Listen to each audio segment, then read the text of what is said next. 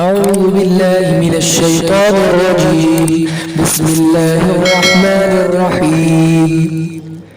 ألم تر إلى الذين خرجوا من ديارهم وهم ألوف حذر الموت فقال لهم الله موتوا ثم أحياهم إن الله لذو فضل على الناس ولكن أكثر الناس لا يشكرون. ألم تر إلى الذين خرجوا من ديارهم وهم ألوف حذر الموت. کیا آپ کو معلوم نہیں ہے ان لوگوں کے بارے میں کہ جو موت کے ڈر کی وجہ سے اپنے گھر سے نکل گئے تھے درا حالے کہ وہ ہزاروں تھے.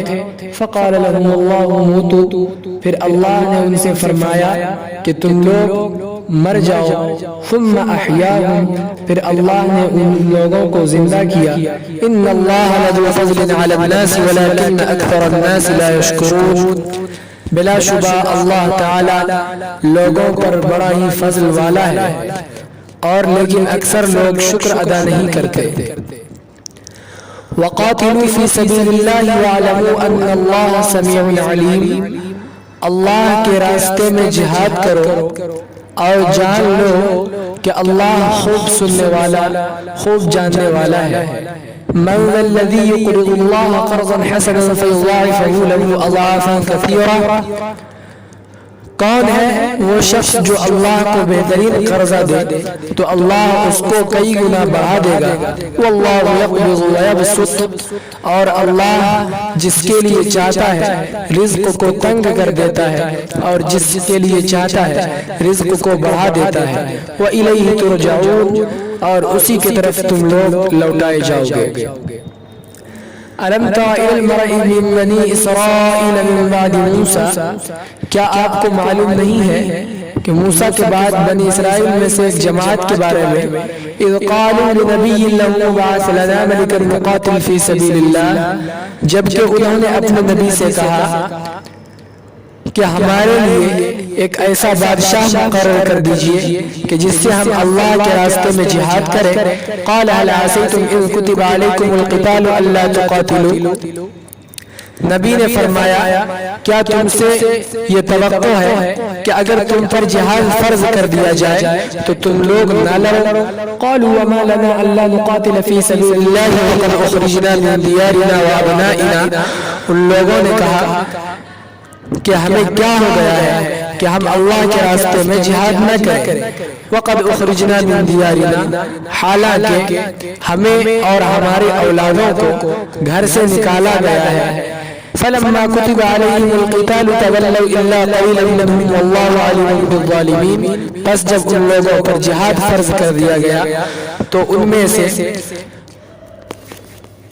تو وہ لوگ پھر گئے مگر ان میں سے تھوڑے نہ پھرے. واللہ علیم بالظالمین، اور اللہ ظالموں کو خوب جاننے والا ہے.